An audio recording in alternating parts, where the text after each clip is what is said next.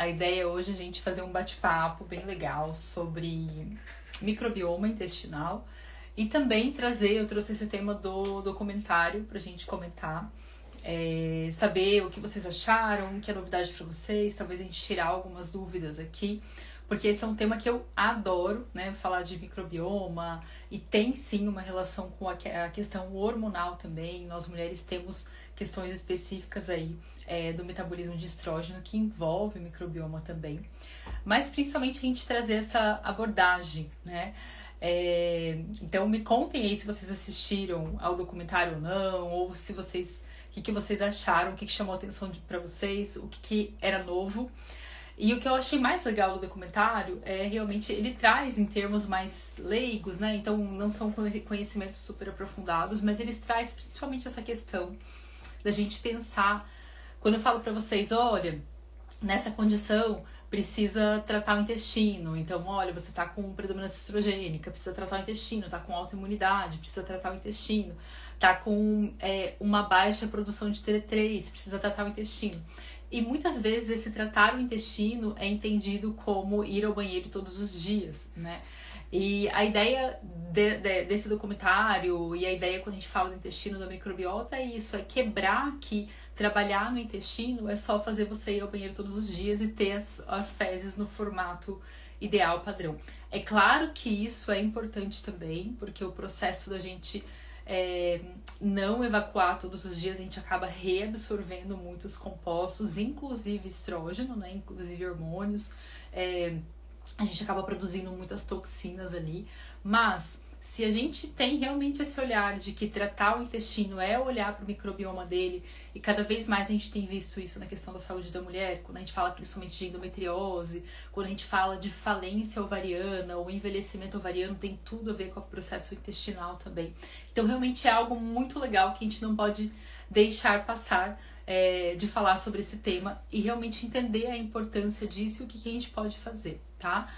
E aí me contem um pouquinho, quem assistiu, o que foi novidade pra vocês, o que eventualmente surgiu, né, surgiu uma dúvida, ou enfim, o que vocês ficaram com essa mensagem, com essa proposta.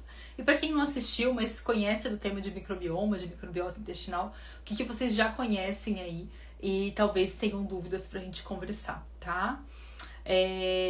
E aí até alguém já perguntou aqui se tem a ver a microbiota intestinal com dor de cabeça, né? Então assim, geralmente os sintomas que a gente tem estão muito relacionados com a microbiota intestinal, né? A gente tem mais microbioma, mais material genético de bactérias do que nosso mesmo. E tudo que está sendo produzido ali em termos de compostos, então imagina que as bactérias elas vão comer e soltar um punzinho, digamos, né? Então, não necessariamente isso são só gases que elas produzem, mas ácidos graxos de cadeia curta, neurotransmissores, vitaminas, minerais. Então, elas vão produzir coisas a todo momento e a gente vai estar interagindo com essas coisas que elas estão produzindo. Às vezes, essas coisas são benéficas e vão ajudar a gente a melhorar o nosso mucoprotetor, a aumentar a nossa imunidade, eliminar o que precisa ser eliminado, e às vezes algumas dessas questões não são benéficas. Então a gente tem, por exemplo, putrescina, cadaverina, que são compostos que estimulam esse processo de dor de cabeça. A gente tem uma alta produção de histamina, que pode estar vindo devido a essas bactérias que estão presentes no intestino também. Então, tudo que a gente tem ali vai estar interagindo diretamente com o nosso corpo, tá? A questão não necessariamente o que a gente está comendo hoje, é claro que o que a gente come vai impactar diretamente em como a gente está alimentando aquela microbiota, mas a nossa microbiota não é resultado só do que a gente está comendo hoje. Eu falo que o microbioma ele conta a nossa história. Então, ele conta a história desde o primeiro contato que a gente teve no nascimento, como foi o processo de uso de medicamentos na gestação, mas também se a gente teve intoxicações alimentares, se a gente passa por estresse, se a gente consome anticoncepcional, se a gente teve quedas na infância que podem afetar a nossa motilidade, se a gente tem síndrome de hipermotilidade e esse intestino fica alterado também. Então, não é só, se a gente tem parasitas, né? Então, não é só o processo do hoje, é realmente o processo desse cumulativo, né? É como se a gente fosse criando animaizinhos dentro da gente.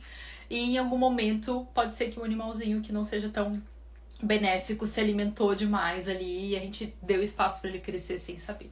Então, todo esse processo de entender que as alterações digestivas, gastrointestinais não são só problemas de hoje, ajuda muito a gente, às vezes, a compreender, né, como isso aconteceu e às vezes compreender, poxa, mas eu me dedico, eu me esforço, eu me alimento bem, por que eu sofro ainda tanto com problemas gastrointestinais, tá? Então, é muito legal a gente saber disso, porque a gente começa a entender gatilhos passados e também começa a dar mais tempo para o nosso processo de melhora. Então, por exemplo, coisas comuns, às vezes a gente acha que uma intoxicação alimentar, depois que ela acabou, não tem mais efeito no seu intestino. Mas, muitas vezes, algumas intoxicações alteram de forma permanente a motilidade intestinal. Então, tudo isso vai impactar em favorecer o crescimento de bactérias, em ficar com o intestino mais lento e por aí vai, tá? Então, são coisas bem importantes pra gente refletir que o que aconteceu no nosso passado também que pode estar impactando na nossa microbiota ainda hoje, tá? E a gente sempre vai ter a microbiota nativa. Então, o que é essa microbiota nativa? É exatamente como uma floresta. Então, imagina que você quer plantar pinheiros numa região muito fria, num lugar quente, na Amazônia, né? Pode até ser que dê certo, mas esses pinheiros facilmente vão morrer. E aí, se você deixa naturalmente as coisas crescerem, o que vai crescer naturalmente naquele ambiente é o que é nativo. Então a gente sempre vai ter micro-organismos nativos que vão ter mais facilidade em proliferar no nosso ambiente. E esses nativos são realmente aqueles que a gente cresceu ou aqueles que a gente teve contato durante a nossa gestação e a nossa infância, tá? A voz está mudando. Não sei se vocês estão me ouvindo bem, gente. Alguém falou aqui da minha voz. Diarreia pouco tempo após comer. Foi citado que se temos diarreia pouco tempo após comer, pode significar intoxicação. Sempre me perguntei se de fato o que nem acabei de engolir já está causando diarreia. De fato possível? Não necessariamente, tá? A não ser que você esteja com um trânsito muito acelerado, por exemplo, no processo de virose, de intoxicação, você vai sentir que em menos de 2 horas o que você comeu saiu.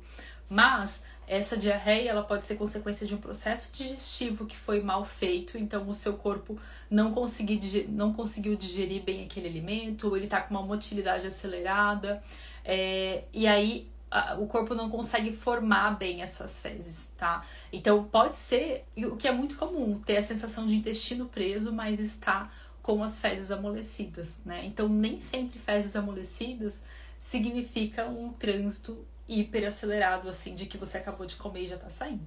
Agora, o que acontece? Quando a gente acaba de comer um alimento, a gente estimula os movimentos peristálticos no nosso intestino. Então a gente tem a sensação, poxa, eu tô indo ao banheiro depois do almoço, já tô eliminando o que eu acabei de comer. Não, é impossível, tá? Mas você estimulou esses movimentos peristálticos, o seu intestino começou a se contrair e você tá eliminando o que estava parado ali das refeições anteriores, tá? Então a gente faz mais esse estímulo de movimento peristáltico, tá?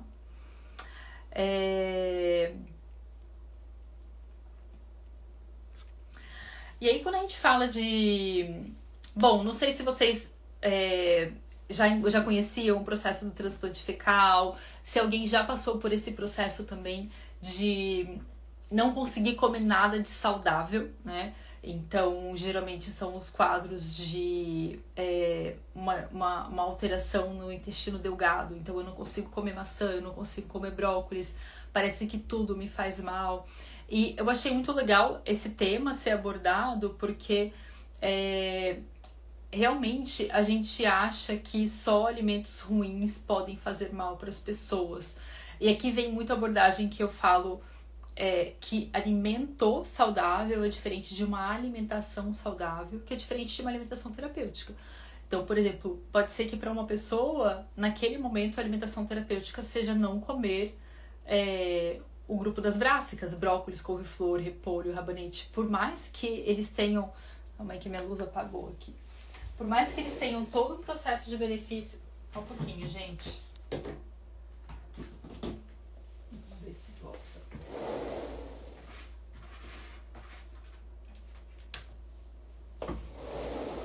Vou falando no escuro enquanto isso. Por mais que eles tenham todo o processo de benefícios, por exemplo, como parte da detoxificação, da regulação hormonal, naquele momento, aquele alimento não está sendo terapêutico para ela, né? Então, quando a gente olha para o microbioma e para esses processos digestivos, a gente entra muito nessa individualidade. E muitas vezes fazer o extremo oposto do que a gente está fazendo é o que vai ser terapêutico. Então, eu sou vegetariana, o que talvez seja algo que vai te tratar naquele momento, você fazer o extremo oposto. É claro que nem sempre a gente vai ter essa abordagem, porque essas escolhas alimentares envolvem outras questões também. Mas quando a gente faz o extremo oposto, a gente vai estar estimulando bactérias diferentes e reduzindo aquelas que estavam ali muito presentes. Então, eu tô fermentando muito com feijão, mas se eu como, sei lá, uma carne, eu não vou fermentar tanto, porque meu corpo tá dando conta de digerir, tá? Então isso pode acontecer também. E aí quando a gente fala de microbioma, da parte da modulação hormonal, então a gente tem todo um processo que chama estroboloma, né? Ele não tá voltando, deixa eu demorar um pouquinho.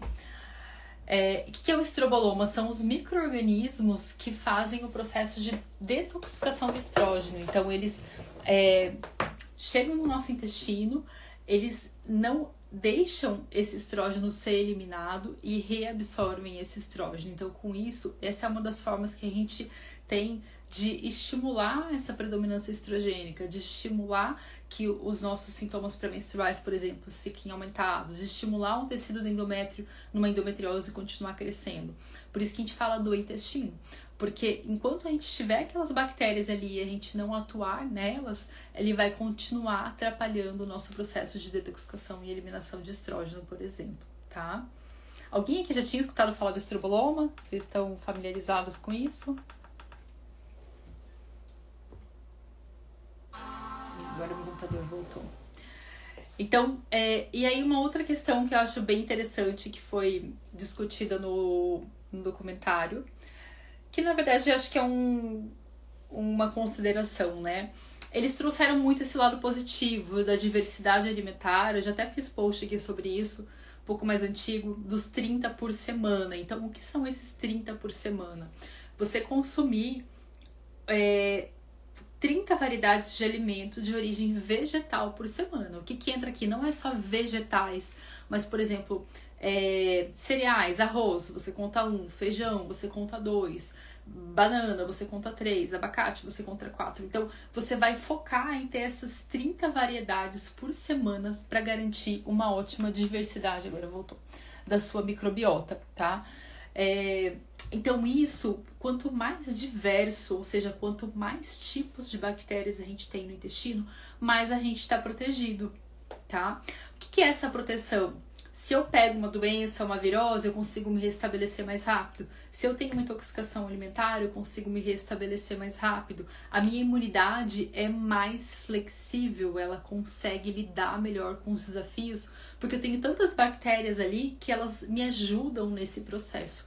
Agora, se a gente passa por um processo ou de uma alimentação muito restritiva, que não tem essa diversidade, ou um uso de antibióticos muito frequente, de longa data, então desde a infância ou ainda hoje consome muito antibiótico, a gente vai perder nossa flexibilidade, essa resiliência da microbiota e a nossa imunidade vai ficando cada vez pior, tá? Por que existe aquele ciclo da candidíase, né? Então a pessoa tá lá com infecção urinária, toma antibiótico e aí depois fica com candidíase, ou tá com uma acne, teve receita de um antibiótico e aí depois surge a acne fúngica, porque nessa falta de proteção dessas bactérias do ambiente, quem vai se proliferar são esses micro-organismos que às vezes estavam ali no nosso intestino, mas não estavam dominando, né? Eles estavam quietinhos ali, eles estavam na miúda, eles não estavam fazendo bagunça com ninguém. Mas, quando essa proteção reduz, quem vai se manifestar são esses micro-organismos, por exemplo, fungos. E aqui a gente entra também no tema de vermes, né? Então, se eu tenho um ambiente que é mais competitivo, ele diminui a possibilidade de um micro-organismo se instalar ali, de um verme se instalar ali, tá? Agora, se eu tenho um ambiente que não tem proteção nenhuma, um micro-organismo vai se instalar ali com facilidade, tá? E um dos micro-organismos que fazem muito esse processo de competição, quem viu meu stories falando sobre que eu passei as dicas de como eu me recuperei da virose, né, que eu tive, que tava todo mundo tendo, tipo, bastante dias, eu fiquei só um dia mal. Então, quem viu lá, eu falei, né, esse probiótico, que é o Saccharomyces boulardii, ele gera muito esse ambiente de competição, ele vai competir com outros micro-organismos sem gerar um processo de estufamento, tá? E aqui, às vezes, entra os erros também de consumir probióticos sem receita, sem orientação, ou às vezes com orientação, mas de uma forma errada. Então, quando a gente tá com muita distensão abdominal, muito desconforto abdominal, muitas vezes as pessoas pioram quando consomem probiótico. Por quê? Porque já tinha muita bactéria ali, eu tinha que diminuir aquela quantidade de bactéria. Então, o Saccharomyces boulardii entra nesse processo porque ele não faz um processo fermentativo, ele só vai competir com as outras e vai equilibrar o ambiente, tá? Então, isso acaba sendo muito benéfico, tá bom? Bom, vocês não me responderam se alguém já passou mal assim, pelo jeito que tá todo mundo zerada de tá ótimo, maravilhosa de intestino, né?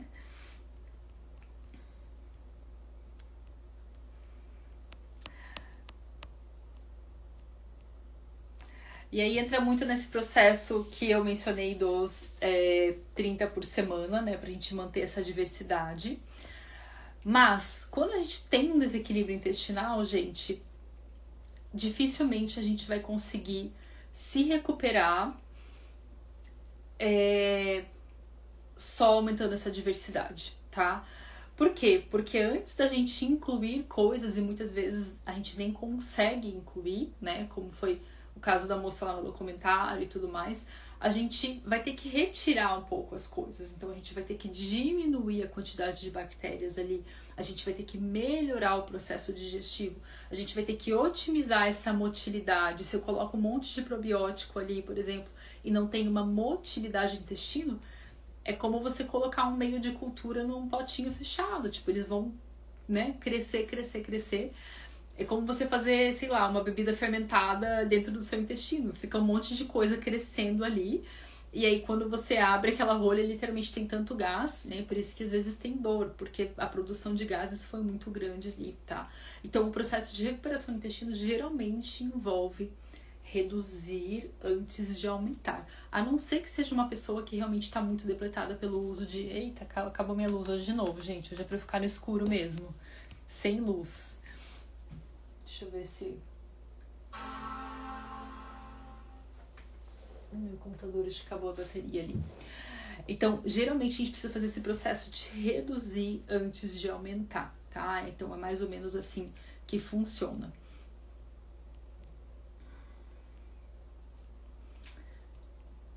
Saccharomyces boulardii, o nome do probiótico, tá? Ele é um dos que não tem esse efeito colateral. Não sei se eu tô precisando de alimentos. Eu passei muito urinário, Tem esse processo de reduzir glúten, açúcar e lactose, né? Mas realmente quem sofre de intestino já deve ter sentido que às vezes não é só isso. Para algumas pessoas pode ser suficiente, né? Como a Karina descreveu ali. Por quê? E às vezes até depois que a gente recuperar o intestino, a gente consegue, e é para fazer esse teste de reintroduzir os alimentos. O processo de retirada de alimentos na dieta, ele nunca pode ser para sempre de longo prazo, a não ser que você de fato tenha uma intolerância àquele alimento confirmada.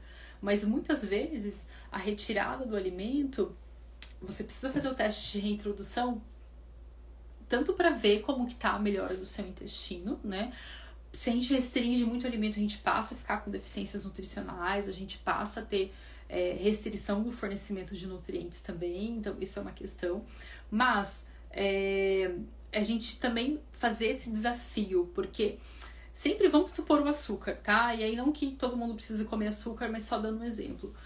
Então, se você está comendo sempre açúcar, você está estimulando o crescimento de algumas bactérias, principalmente as bactérias produtoras de metano, que fazem uma produção de gases que pode dar muita constipação, e fungo, por exemplo. E aí, se você para de consumir açúcar, se você não tá com esse olhar para matar os micro-organismos ruins, o que vai acontecer? Esses micro-organismos não necessariamente vão morrer. Alguns vão morrer de fome mesmo, tá? Então, por isso que o processo de mudança alimentar é tão bom. Em 3 dias que a gente muda a nossa dieta, a gente já começa a ter mudança do nosso microbioma de forma sutil, porque esses micro-organismos que estavam se alimentando de coisas ali não boas já começam a morrer também. Mas os micro-organismos são muito inteligentes, gente, tá? Aí, voltou minha luz. Eles são muito inteligentes, então assim, o que o micro-organismo vai fazer quando não tem um ambiente propício para ele, principalmente fungos? Eles vão entrar no casulinho deles, vão mudar a forma dele, né? Então eles não ficam mais na forma micelar, eles ficam na forma de esporos e eles formam uma casinha que chama biofilme. Então, quando a gente está no processo de mudar esse intestino, a gente precisa pontualmente incluir esses alimentos que estimulam esses micro-organismos que estavam escondidos a sair novamente pra gente conseguir matar eles, né? Que é o processo que a gente fala de quebra de biofilme, tá?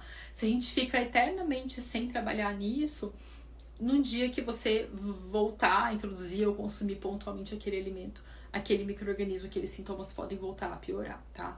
E aí, novamente, quem tem sintomas, por exemplo, eu realmente passo muito mal com glúten, sempre tem que descartar a possibilidade de doença celíaca, tá? A gente pode passar mal com glúten mesmo sem ter doença celíaca, porque ele é uma proteína de mais difícil digestão, ele ainda é um carboidrato que tem lectina, mas se é sempre muito pontual só com glúten, realmente tem que entender se não tem um processo aí autoimune, tá? O chá de erva doce pode melhorar, mas é o paliativo que a gente fala, né? Então ele não vai tratar, mas ele vai ser um paliativo. Se você tá com gases, se você tá com desconforto, chá de erva doce, chá de gengibre, chá de alcachofra, todos vão melhorar esses sintomas, mas não vão tratar a causa necessariamente, tá?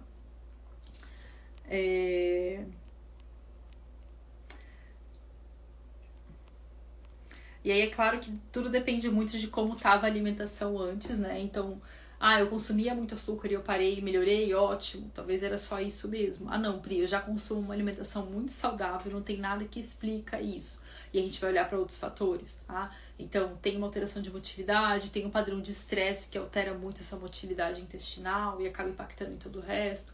Então, são coisas bem interessantes da gente olhar, tá? O que você acha da dieta FODMAPs? Ela melhora essa distensão abdominal e quanto tempo devemos fazer o uso dela? A dieta FODMAPs sim é para melhorar, tá? No máximo 8 semanas. Então a dieta FODMAPs, novamente, ela ajuda mais a reduzir sintomas do que tratar as causas. A gente sempre tem que entender o que é esse processo de tratar as causas, né? Mas ela é essencial nos processos onde tem desconfortos digestivos, intestinais, assim como às vezes retirada de histamina, mas a gente tem outras questões mais específicas também, como oxalato, salicilato, né? Então, mas sim, a gente tem que fazer essa retirada desses alimentos que estão disparando o sintoma pra gente tratar. Eu falo que se a gente quebra o braço, a gente ingessa o braço, né? E se a gente tá com uma alteração no intestino, qual é a forma da gente recuperar esse intestino? Retirando alguns alimentos. Hoje é o dia da luz, gente. Bora lá, então, continuar assim mesmo. Se a gente tá retirando se a gente quebrou o intestino ou tá com o intestino machucado, o processo de restaurar, de engessar o intestino, é retirando esses alimentos que seriam um trabalho para ele, né? Então a gente ingessa o braço para não movimentar o braço e a gente retira alguns alimentos para restaurar o processo do intestino. Mas tem que depois ter em paralelo esse processo de restauração também, tá? O que eu penso sobre o biointestino? É muito difícil a gente recuperar o intestino só com suplemento, tá? Tem que ter um conjunto de mudanças, tá? Então ele tem uma ação interessante porque ele tem alguns polifenóis que atuam na recuperação da mucosa, mas só um suplemento não vai ajudar. Síndrome fúngica. Obrigada. A Ju falou que gosta dos conteúdos e já faz o ciclo das sementes. Olha, Ju, não sei te dar um tempo, tá? porque vai depender ali do contexto. Tem pessoas que têm síndrome fúngica desde a infância porque consumiram muito antibiótico. Tem pessoas que passaram a ter síndrome fúngica porque, sei lá, fizeram uma rodada de antibiótico recentemente ou porque tiveram uma queda na imunidade. Mas os fungos são um dos micro-organismos mais difíceis, né? Eles são muito inteligentes. Quem tem problema intestinal tem que saber lidar com as recidivas. O que é isso? É difícil a gente tem melhoras, a gente tem às vezes ausência total dos sintomas, mas você sempre vai ter um pezinho, uma possível facilidade em voltar com isso. Então, sei lá, talvez você tenha realmente uma alteração de motilidade, você vai ter que sempre cuidar da sua alteração de motilidade. Ou talvez você teve muita síndrome fúngica na vida toda. A possibilidade de ter micro-organismos que estão dentro ali da casinha, né, que é esse biofilme, também é mais alta, tá? Mas assim, sendo bem realista, ao longo de um ano você com certeza tem melhoras, tá? É claro que essa melhora ao longo de um ano não é que você não vai ter nada de melhora ao longo de um ano e só vai melhorar depois de um ano, não. Então, às vezes você tem melhora de sintomas em uma semana, tá? Mas um tratamento mesmo, onde você deixou de ter tantas recidivas e onde você tá mais equilibrado, eu pensaria ali ao longo de um ano, tá?